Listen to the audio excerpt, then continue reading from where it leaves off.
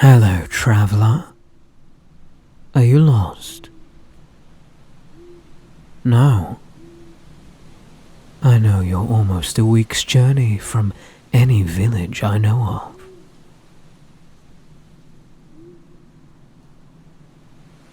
Take care, human. I am not something to be commanded. That's better. Unexpected, but better. Curious. You look strangely unsurprised to see a Naga. I, however, am quite surprised to see you unarmed. I see that tear, but I assure you, human, you have nothing to fear from me. Not yet. Just look into my eyes. I don't look so dangerous, do I? That's right. And see how slowly I approach. How I wind between the trees. Of course I'm large. I'm a Naga. But look into my eyes. I'm not intimidating, am I? Shh. It's okay. Nothing is quite what we expect. Here. I am now almost face to face with you. See how soft my hand is? Like a human man running his fingers through your hair. And see how I coil around you so lightly, even as my skin presses against yours, but your arms are free to move. If you wanted to, you could run, but you don't want to run, do you? Of course not. Even now. Don't worry, I won't crush you. You feel strangely safe. Yes. Hypnotic? Why, thank you, little one. So tell me, human, what brings you so deep into the woods? Adventure? Curiosity? But wait, you're unarmed in these woods. Do you perhaps have a death wish? Yes, you said. Do you? You're certainly in the right place for that. I am not the only monster in the forest. You did meet them. Then I'm intrigued. How did you make it past the Arachne? Nobody escapes them. Not usually, anyway. I see the remnants of their thread across your legs. Because I find it odd that they let you go. They're known for being quite cruel to their prey, you know.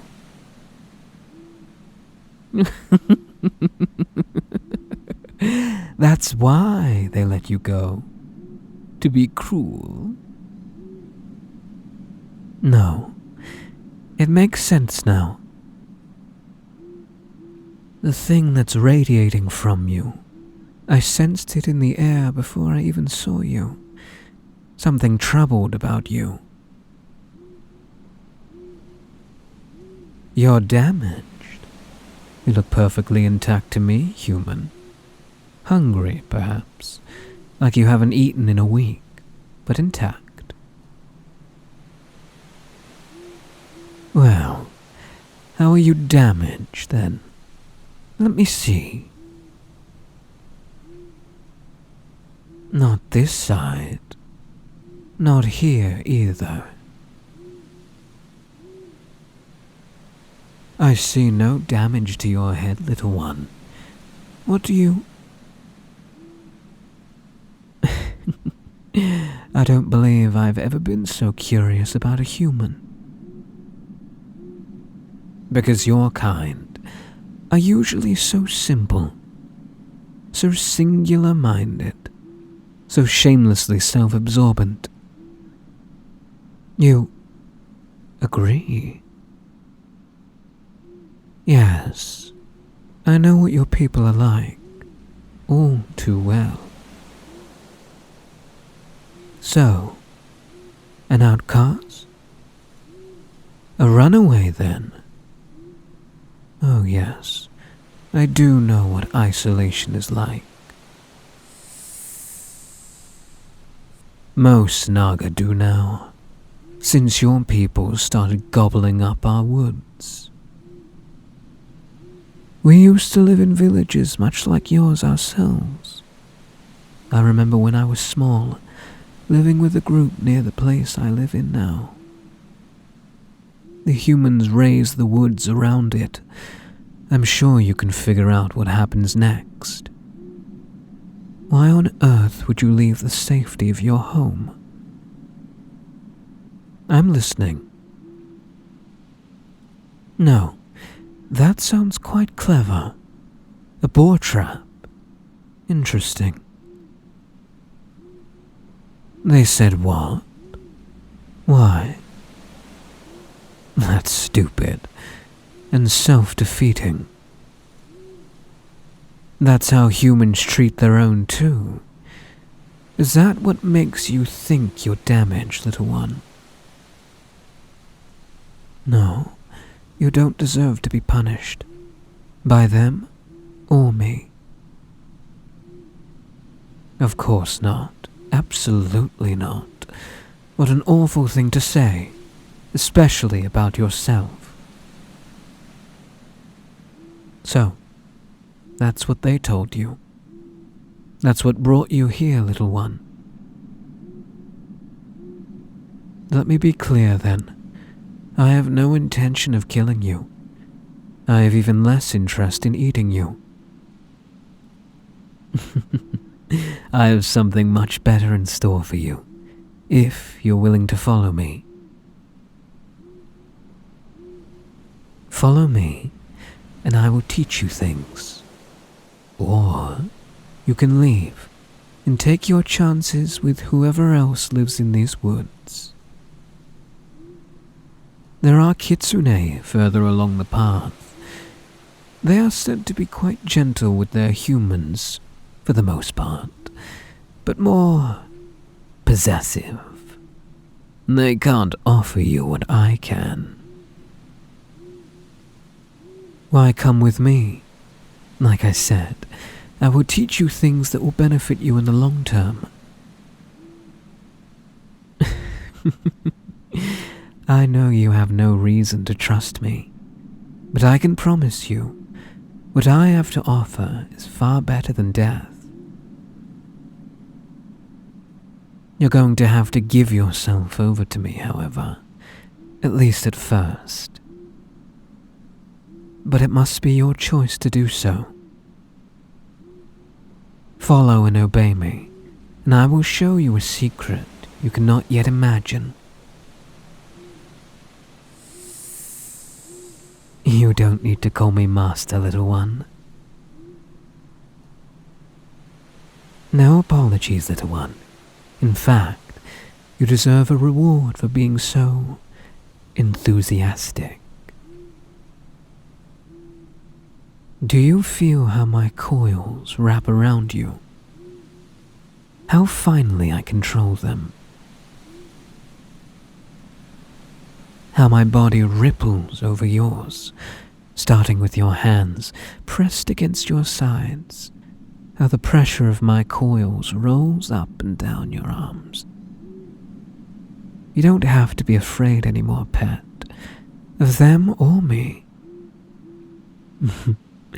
Come here, put your head against my shoulder. Yes, you may put your arms around me too.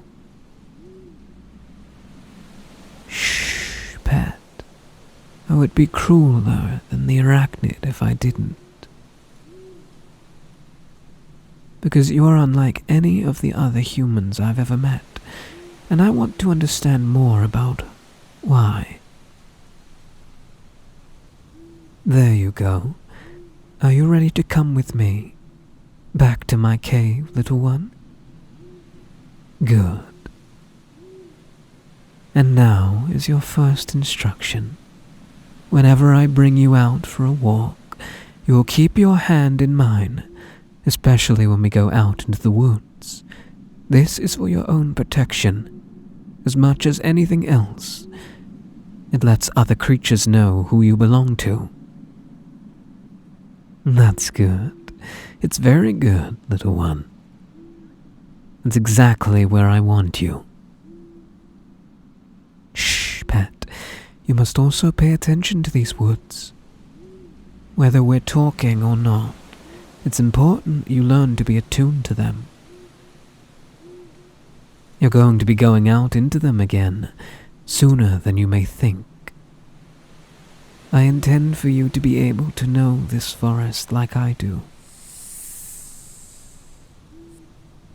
Now, pay attention to what you see around you. The trees, the thickets along the path will tell you where you are. They will keep you from getting lost when I'm not with you. You'll be ready. We're going to make sure you don't get lost. Ever again. No, Pat. I was just talking to myself. Here we are. Home, little one. It may be warmer than a regular human dwelling, but it's still a bit cold by Naga standards. You're comfortable?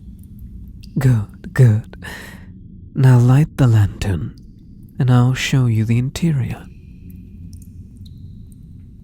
The fire is here towards the mouth of the cave, but far enough inside that even the worst of storms have yet to reach it.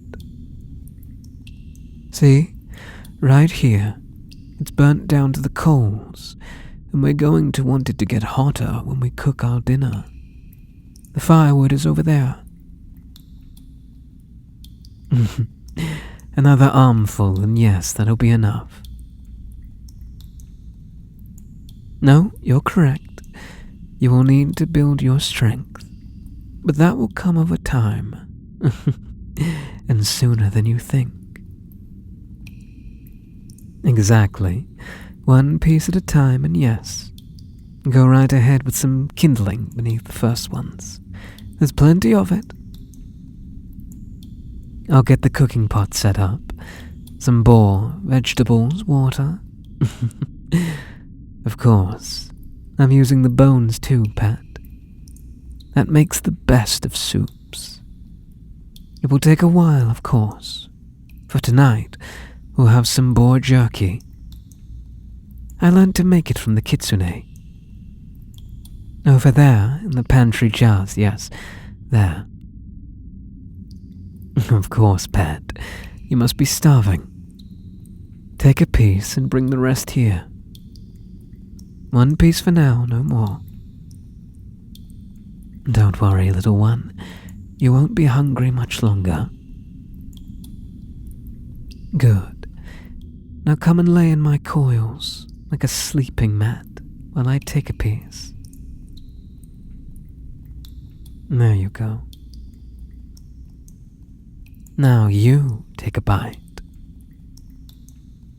I broke it from mine, yes. Because I'm feeding you, silly Pat.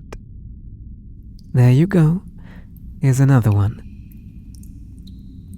Oh, you look so cute like that, Pat. Laying in my lap, so content. Dare I say, happy.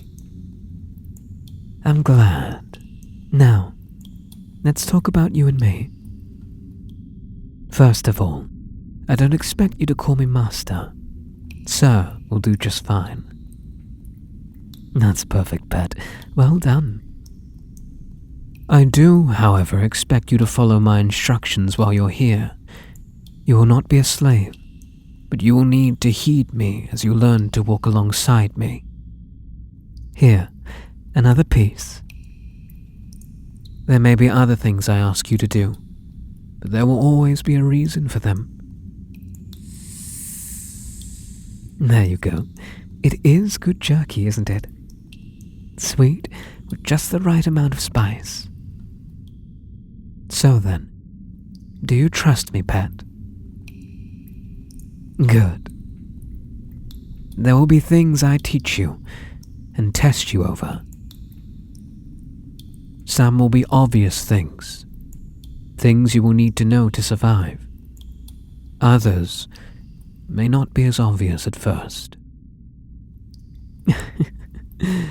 I don't mean to be mysterious, I promise you. At the end of this journey, you'll understand everything we're doing. Good. Very good. Does it feel good when I stroke your hair like that, pet? I enjoy how it feels too, running your hair between my fingers. I know you're exhausted, pet, but it's not quite time to go to sleep yet. Soon, though. There's another part of the cave I wish to show you. We're here. See the hot spring? This is where I like to come sometimes, when I need to relax. The water feels so good and warm. Dip your hand in and see. Isn't it, though? I'm going to bathe right now, as a matter of fact. You're welcome to join me if you like. I think you'll find it quite enjoyable. Oh, pet, you are positively adorable when you blush. Is that modesty? It's all right, little one. I'll turn my back while you're in the hot springs with me. I will have to insist on throwing a coil around your wrist, though. I have never seen anything in these caves that could threaten you. But if we should be caught by surprise, I want to be able to snatch you away as safely as possible. Of course I would save you, pet. Why wouldn't I? There you go. The water is just the right temperature, don't you think? Exactly. When we're done here, we'll return to our sleeping mat at the fire, warmed and refreshed, and ready for a good night's sleep. That's something else I should discuss. Being a Naga, I struggle to retain heat at night, especially in the cold months, if I'm by myself, that is. You catch on fast, little one, and you flatter me. It's rare for anyone or anything, animal or human, to be so enthusiastic about having me coil them. I'm pleased, pet, but I want to be certain that you... Thank you. That's very sweet of you to say. I know what you mean, pet. It would be easy to fall asleep like this, and you've had a rough few days, haven't you? If you like, I can make a place for you to lay in my coils. I wouldn't be able to have my back to you, however. Thank you, pet. It flatters me to see how much you already trust me. There you go. Just rest in my coils and let the water soothe you to sleep. Just like that. Wake up, little one. Let's go back to the fire before I sleep in the water too.